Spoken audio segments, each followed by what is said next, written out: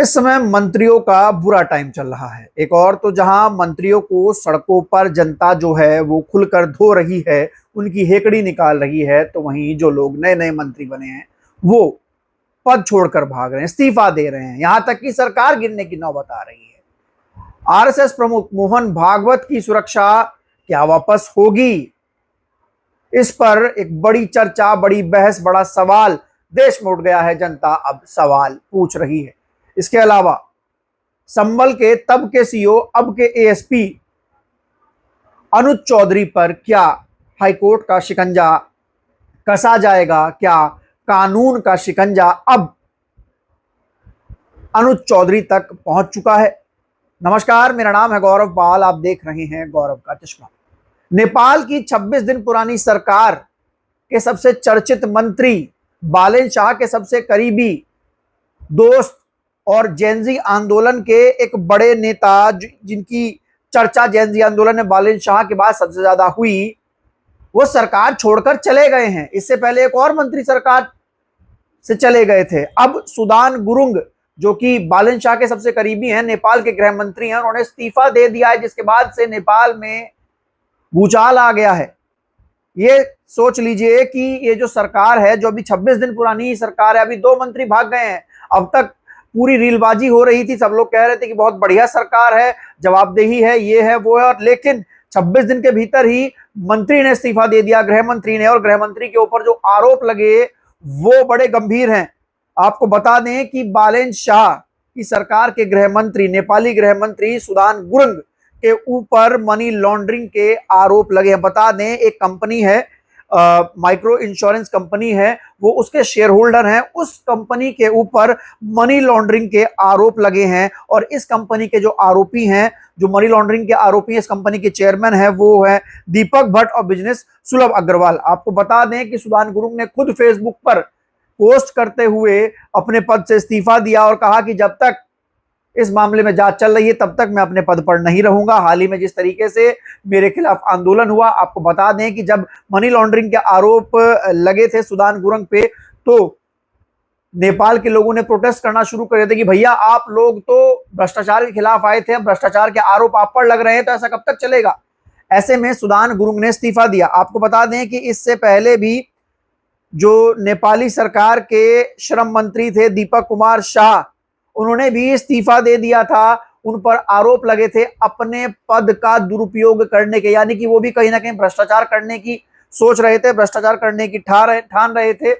ऐसे में ये दूसरा मंत्री है जो अपने पद से हटा है। बड़ा सवाल ये है कि बालेन शाह की सरकार क्या 5 साल काम कर पाएगी? इतने बड़े जेनजी आंदोलन के बाद ये सरकार आई, और जिस तरीके से नेपाल बॉर्डर पे हम लोग देख रहे हैं, बालेन शाह की सरकार ने एक नया ऑर्डर पास किया है कि नेपाल बॉर्डर पर भारत से सामान खरीदकर जो लोग नेपाल लेकर जाएंगे, फिर चाहे वो केला खरीद कर ले जा रहे हैं, फिर चाहे वो तरबूज खरीद कर ले जा रहे हैं, नेपाली जो आर्मी है उसके सिपाही जो हैं वो एक एक सामान चेक कर रहे हैं। 100 रुपए से ऊपर का जो सामान है उस पर कस्टम ड्यूटी ले रहे हैं, या फिर वो सामान छीन रहे। गरीब जनता को इस समय नेपाल के बॉर्डर पर परेशान किया जा रहा है, और नेपाल में इसके खिलाफ एक बड़ा आंदोलन चल रहा है। और ऐसे में नेपाल के गृह मंत्री का इस्तीफा आ जाना अपने आप में नेपाल की सरकार, उसकी क्रेडिबिलिटी और वो कितने दिन चलेगी, उस पर सवाल उठाता है। इसके अलावा ये तो नेपाल के मंत्री थे, भारत के मंत्रियों को, जी हाँ, भारत में भाजपा के मंत्रियों को सड़कों पर पब्लिक धो रही है। आप ये वीडियो देखिए। मैदान में जाके बोलिए, ट्रैफिक को रोकते नहीं। Okay, get out of here.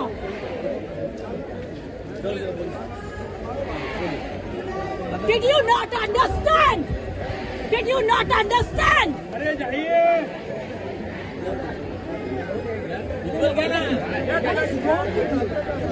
No, what is wrong with you?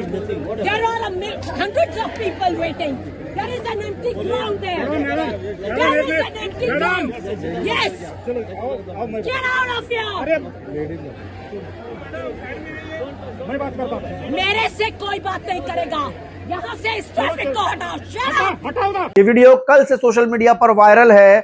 ये महिला मुंबई के वर्ली की रहने वाली है, और महिला ने जिस तरीके से भाजपा के मंत्री गिरीश महाजन को धोया है वो काबिले तारीफ है। गिरीश महाजन प्रोटेस्ट कर रहे थे सड़कों पर। बीजेपी ने कल पूरे देश में एक मोर्चा निकाला जिसमें वो महिला बिल आरक्षण ना पास होने पर विपक्ष के खिलाफ सड़कों पर धरना प्रदर्शन कर रहे थे। ऐसे में गिरीश महाजन अपने लोगों के साथ सड़कों पर धरना प्रदर्शन कर रहे थे, बाइट दे रहे थे। घंटों तक जाम लगा हुआ था, ये महिला जाम में फंसी हुई थी और इस महिला ने गिरीश महाजन को जाकर सीधे तौर पर चेतावनी दी और गुस्सा दिखाया और कहा यहां से निकलिए, आपको अगर प्रदर्शन करना है तो आप जाकर मैदान में प्रदर्शन कीजिए, आप सड़कों पर प्रदर्शन मत कीजिए। ये वीडियो सोशल मीडिया पर कल से वायरल है।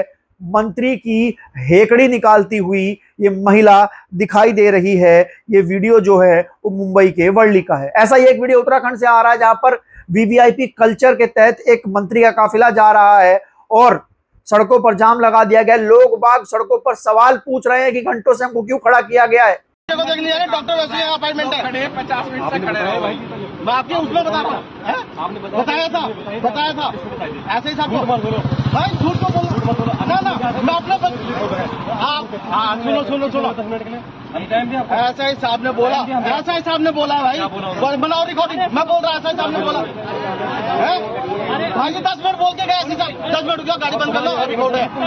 मैंने उन्हें बोला कि बच्चे थे, अरे 10 मिनट रुको बताए। यार आपका बच्चा बीमार हो रखा हो, अपॉइंटमेंट हो रखा, आप लेके नहीं जा रहे।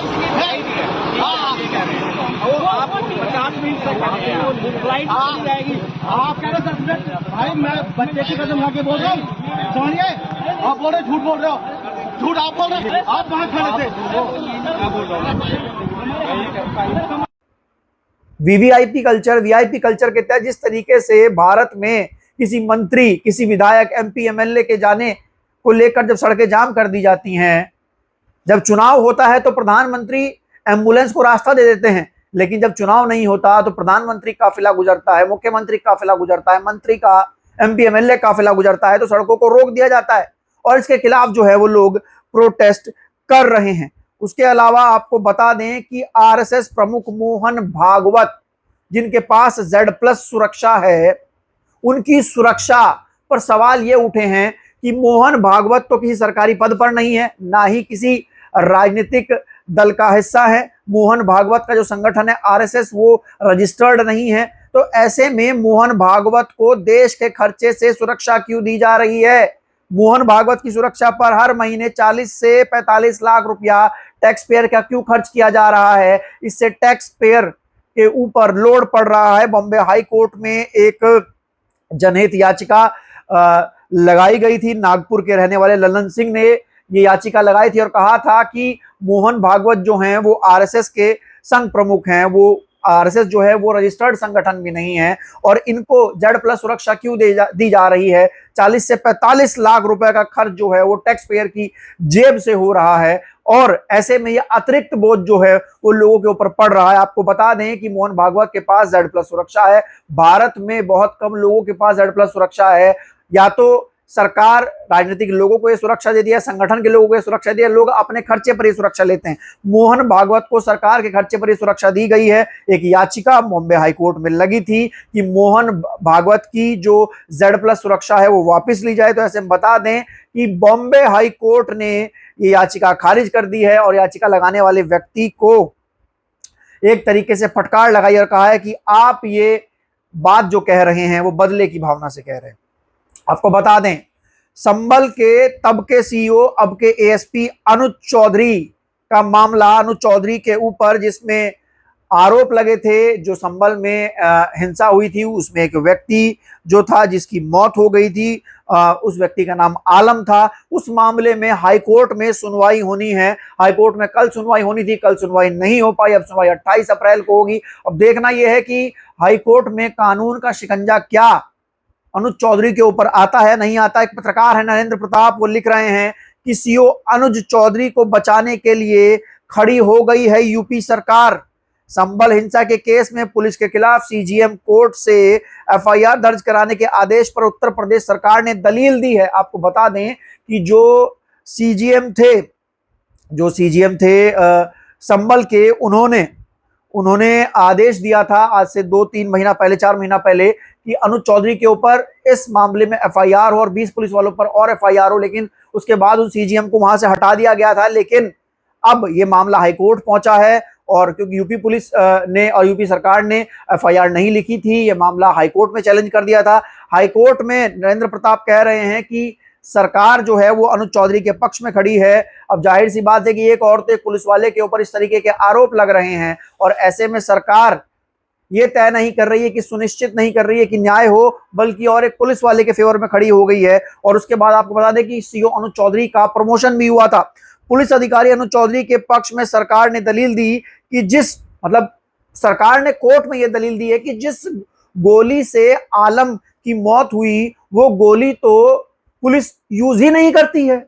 ये बात जो है वो कही है यूपी सरकार ने हाई कोर्ट में। आपको बता दें कि पुलिस सरकार ने यह भी कहा है कि जिस सीजेएम ने, पुराने सीजेएम जो थे जिन्होंने अनुज चौधरी के खिलाफ एफआईआर के आदेश दिए थे, उन्हें बीएनएस की धारा 175 की अनदेखी की है। आपको बता दें कि इस मामले पर अब 28 अप्रैल को सुनवाई होनी है। संबल जो कि एक तरीके से बीजेपी के लिए हिंदुत्व की प्रयोगशाला बन चुका है, अब देखना यह है कि संबल में जिस तरीके से संबल के सीईओ पर यह कार्रवाई होनी और नरेंद्र प्रताप के अनुसार जिस तरीके से पुलिस